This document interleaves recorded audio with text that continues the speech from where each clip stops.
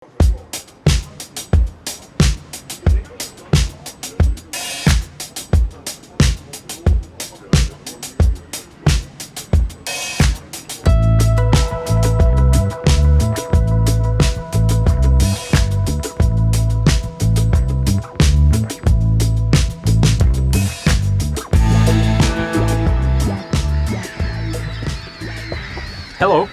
Oh.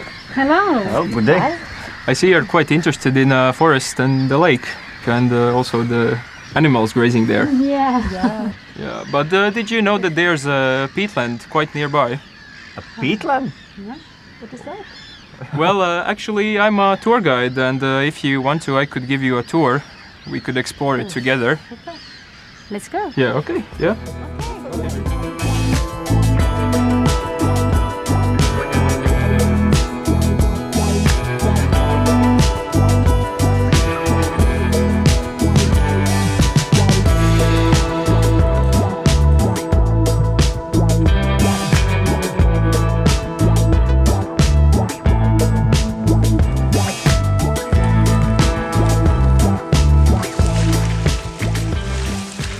Turbaalad võivad moodustuda ka tasasel pinnal või madalates lohkudes, kui maapind on pidevalt veest läbi imbunud. Turbaalad on äärmiselt mitmekesised. Madalsood, siirdesood, rabad, rabametsad, madalsoo- ja lodumetsad ja muud turbaalade tüübid on kõik ainulaadsed ökosüsteemid. Need on koduks äärmiselt kohastunud taime- ja loomaliikidele. Need moodustavad kauneid mosaiike ja muutuvad aastasadade ja tuhandete jooksul dünaamiliselt ühest vormist teiseks. What is a peatland? Basically, peatlands are places where peat is formed. And how it's formed? For peatland to form, it usually takes place with shallow level of water that remains still and constant. These places are usually located near rivers or lakes. In time, these wet places, they become saturated with nutrients, and therefore the oxygen can no longer dissolve in water. Therefore, normal decomposing processes cannot occur anymore, and the dead plant mass just accumulates, forming layers upon layers. So we are standing on dead plants here? Yeah, this is called fen. This is the stage where plants still receive nutrients from groundwaters. How many stages there is? There are 3 stages in general. This is the first one, and the plants that are most usually common here are sages, cotton grasses, and reeds.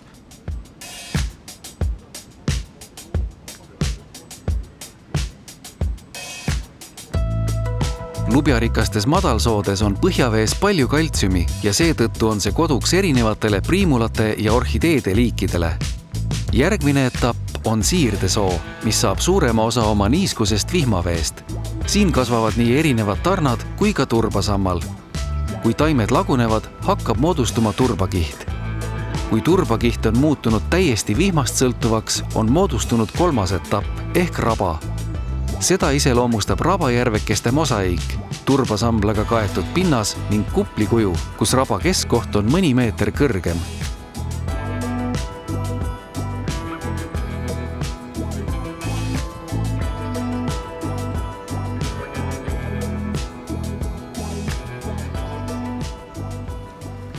Is this still a peatland?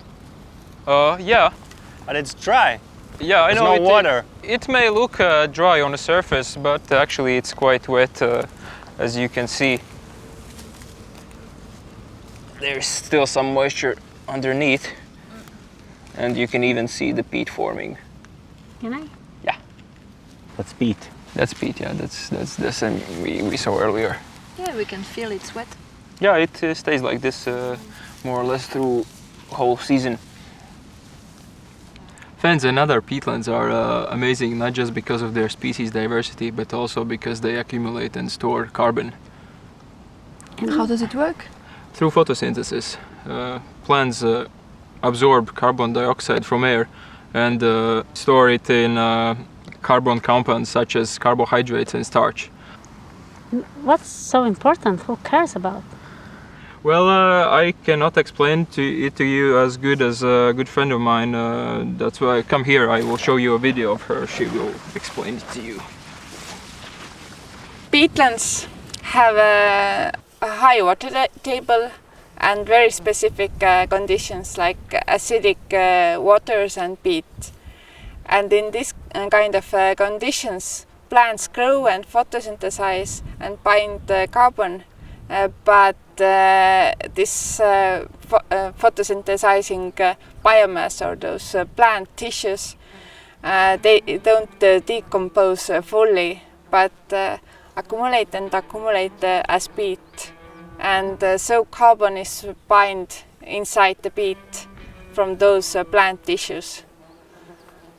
And in these cases, this peat layer grows, and this carbon is kept inside this peatland as peat. But if there is some human disturbances, peatlands can turn from carbon sinks to carbon sources. So these natural peatlands absorb carbon dioxide through photosynthesis. They help to reduce the greenhouse effect. We rely on our natural carbon sinks like oceans, forests and peatlands to absorb our CO2 emissions. Mm-hmm.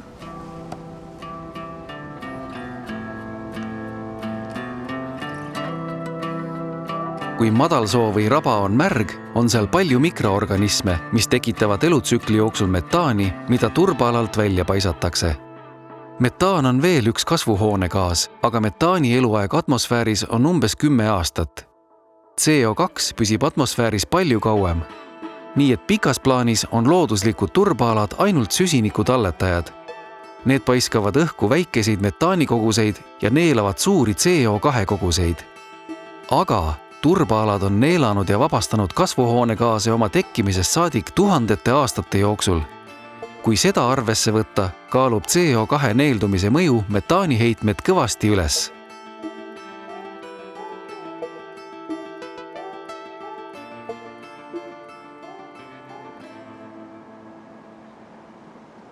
We have just arrived at the raised bog. Yeah. As you can see, it's quite diverse and actually old. In this case, this raised bog is 4,000 years old. There are some even more older in the Northern Europe, could be 9,000 or so. Yeah. And yes, these are in many cases formed on peatlands I mentioned before, like transitional mires or fence. How thick is that? Can you tell us a little bit? Oh, yes. You see, it's actually quite thick, as you can see. It goes all the way in. Oh, wow. Okay, quite thick. Yes, the layer has grown so thick actually that the upper plants, they no longer receive nutrients from groundwater. And this is the part where the new species, these sphagnum moss, comes in. It grows like on top of the old plants. It forms layer on layer, and yeah, this is how this bog grows.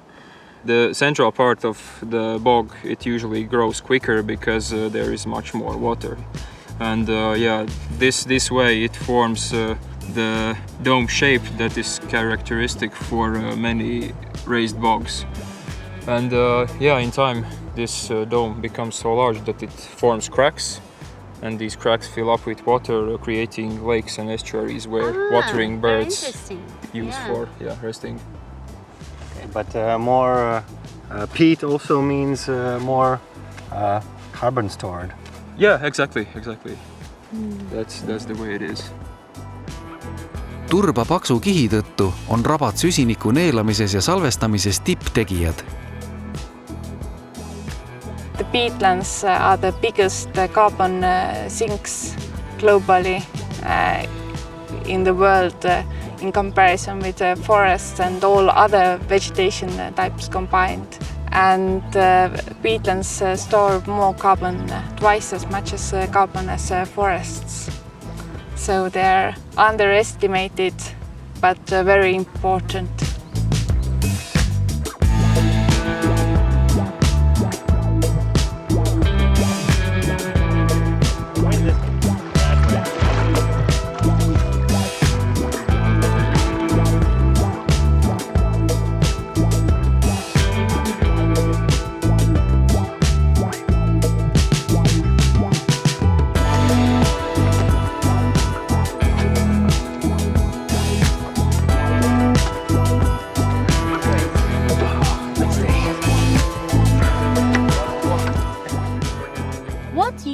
do peatlands have for us? For example, they act as natural flood barriers. Yeah? Oh. How? Let me show an experiment. So, right here, you see this is sphagnum mosses that grow in bogs.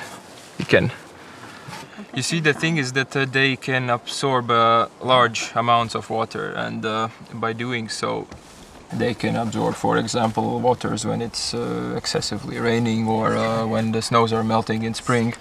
And they absorb this water and they hold it. Therefore, these high water level fluctuations are prevented. Basically, prevents floods. And it can hold a lot of water? This? Yeah. Let me show you. I suppose it will take some few seconds. Oh. See, it's actually like a sponge. Oh. Yeah. All that water goes back in.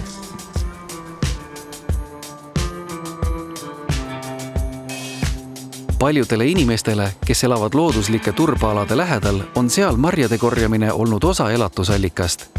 Veel tänapäevalgi teenib osa inimesi marjade korjamisega ja turul müümisega arvestatava summa. Turbaalad toovad piirkonda ka turiste. Inimesed veedavad aega looduslikel turbaaladel ja nende ümber, matkavad, vaatlevad linde ja lõbutsevad erineval moel. Turbaalade tööstuslik kasutamine võib neid aga oluliselt mõjutada. Quite an area, this whole place. Toms, can you tell me, this ecosystem seems very useful and beautiful how it is. Why and how did we start to dig them up? Läänemere piirkonnas muutus turba kasutamine laialdaseks 17. sajandil, kui turba kaevandamine põletamiseks suurenes. Turbaalade kaevandamine muutus intensiivsemaks 19. sajandi lõpus ja saavutas tipptaseme 20. sajandil, kui turba kaevandamine muutus väga tööstuslikuks ja andis suuri sissetulekuid. Peat extraction is important for Baltic states. Extracted peat is mainly exported to foreign countries like Germany, Belgium, Netherlands and other countries. Peat substrates are used in growing media, in gardening, agriculture. But how is the peat extracted? If it's so wet, doesn't the heavy machinery sink in it?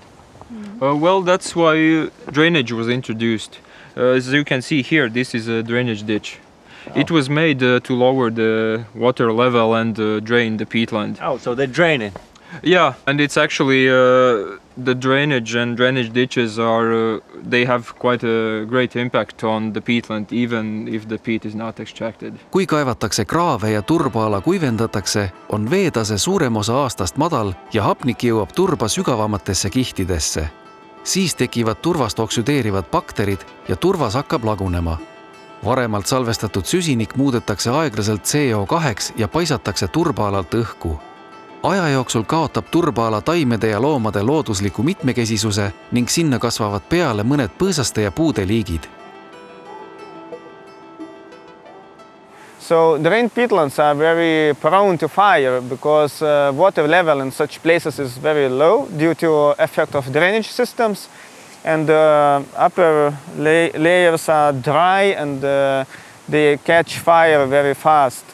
And when such places catch fire, so they burn for a very long time, and the fire goes into deep layers. So peatlands may burn for months in dry weather. And during fire, huge amounts of carbon dioxide is emitted to the atmosphere. Pärast turba freesimist maha jäetud turbaväljad on oluline probleem.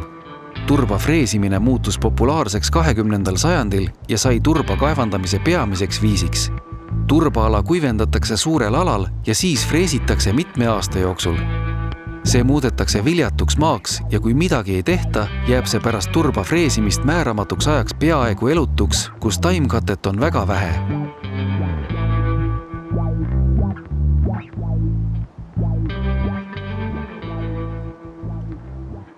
In all cases, the main techniques that are applied is blocking of ditches, which means that we can build peat dams, or sometimes these are dams of plastic piling or mineral ground or boards, or there are different approaches used in Europe and also in some other regions. The second thing is what we can do is filling the ditches, which means that there's no ditch anymore and no drainage anymore. Enne kraavide kinniajamist on vaja mitu kuud ettevalmistust.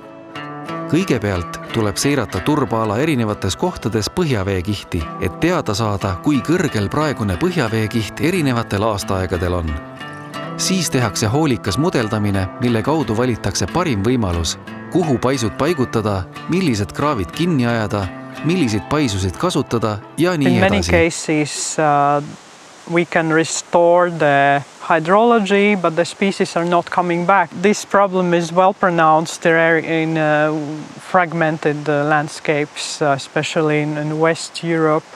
But in cases when the mire vegetation, the peat-forming vegetation is not re-establishing or the process is too slow, the plants can be reintroduced by planting or by sowing seeds or by spreading sphagnum fragments, which are methods that are becoming increasingly popular. In fact, some of agricultural lands are actually in places where there used to be peatlands before. Now I understand. The peat that is here is also the same that we've seen in the bog, and it's also similar to what my granny was using in her flower bed. Yes, it actually is. Turbaalade muutmine põllumajanduslikuks kasutamiseks oli eriti levinud Kesk-Euroopas, näiteks Poolas ja Saksamaal. Seal on madalsood olnud peamine turbaalade tüüp ja enamik neist on muudetud intensiivpõllumajanduslikuks maaks. If we look to the history, there was the foremost need in former times, like a century back, was to fight the hunger. So to make land use more efficient. And one of the ways to make land use more efficient was to drain actually peatlands, because in peatlands not only carbon is stored, but many nutrients are stored. So these areas, once drained, have been quite suitable for agricultural use. So our grandfathers did drain those peatlands, which we now try to become wet again. Now we are in the lucky situation that we are developed, that no one has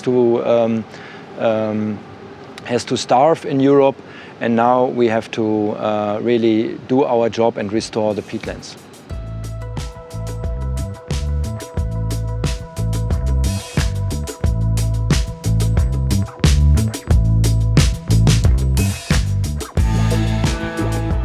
Teeme turbaalad taas märjaks. Tuhandeid aastaid on turbaalad mänginud meie kliima reguleerimisel ja erinevate ökosüsteemide teenuste pakkumisel uskumatut rolli. Tänapäeval on meie ülesanne taastada võimalikult palju turbaalasid, nii et tulevased põlved saaksid kasu meie looduspärandist.